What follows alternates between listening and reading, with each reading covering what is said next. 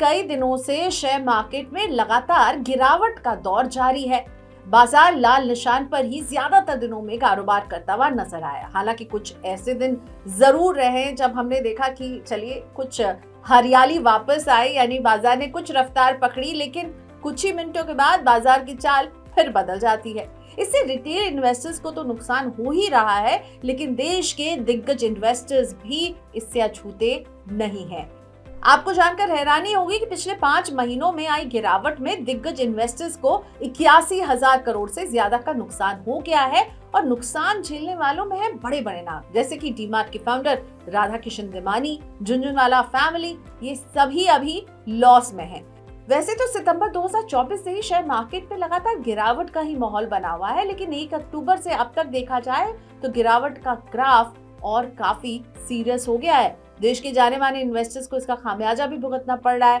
खासतौर पर छोटी कंपनियों पर इसका काफी असर देखने को मिला है। इनके इक्विटी पोर्टफोलियो में 1 जनवरी से अब तक करीब 25% तक की गिरावट आ गई है और 1 अक्टूबर 2024 से अब तक देखा जाए तो लगभग 30% की गिरावट देखने को मिली है। टॉप 10 इंडिविजुअल इन्वेस्टर्स की बात करें तो इनकी वैल्यू में 1 अक्टूबर से कुल मिलाकर 81,000 करोड़ रुपए की गिरावट आई है। PrimeInfoBase.com के आंकड़े बताते हैं कि डीमार्ट के फाउंडर राधाकिशन दमानी की होल्डिंग्स की वैल्यू 1 अक्टूबर से अब तक करीब 64,000 करोड़ रुपए तक कम हुई है और इसकी वैल्यू 2.31 लाख करोड़ रुपए से घटकर 1.67 लाख करोड़ रुपए पर पहुंच गई है।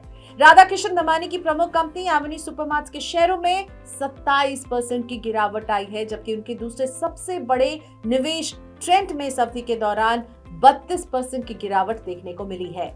1 अक्टूबर से अब तक निफ्टी में 11% की गिरावट आई है, जबकि निफ्टी मिड कैप 150 में 17% की गिरावट और निफ्टी स्मॉल कैप इंडेक्स में 22% की गिरावट देखने को मिली है।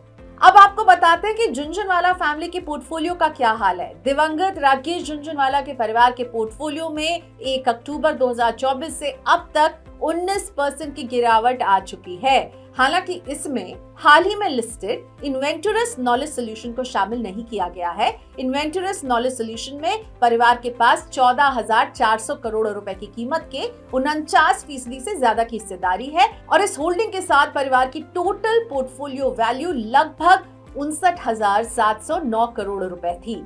अब बात करते हैं शेयर बाजार में एक और दिग्गज निवेशक आकाश बंसाली की। इनके पोर्टफोलियो में भी 1 अक्टूबर से 16% की गिरावट आई है, जिसमें गुजरात फ्लोरोकेमिकल में 13% की गिरावट रही, लेकिन इनके दूसरे सबसे बड़े निवेश 197 कम्युनिकेशन ने इस अवधि के दौरान 5% की बढ़त भी हासिल की है। इतना ही नहीं, एक्स इन्वेस्टमेंट बैंकर से बिजनेसमैन बने हेमेंद्र कोठारी ने लिस्टेड फर्म से अपने एसेट में 29% की गिरावट देखी है। उनकी 2 top holdings alkyl amines chemical और सोनाटा सॉफ्टवेयर में 1 अक्टूबर से 28% और सोनाटा में 33% की गिरावट दर्ज की गई है। इनके अलावा मुकुल अग्रवाल, आशीष कचोलिया और यूसुफ अली कादर जैसे कुछ निवेशकों ने इस तूफान का सामना किया है और अपने नुकसान को सिंगल डिजिट तक सीमित रखने में कामयाब भी रहे हैं। परम कैपिटल के मुकुल अग्रवाल के पोर्टफोलियो में 6% की गिरावट देखने को मिली है, जिसमें 1 अक्टूबर से बीएसई शेयरों में 40% की ग्रोथ भी शामिल है। उनके अन्य 2 टॉप होल्डिंग्स न्यूलन लैबोरेटरीज और रेडिको खेतान इस अवधि के दौरान स्टेबल रहे हैं। शेयर मार्केट की इस गिरावट के पीछे एफपीआईज की बिकवाली को एक बड़ा कारण माना जा रहा है।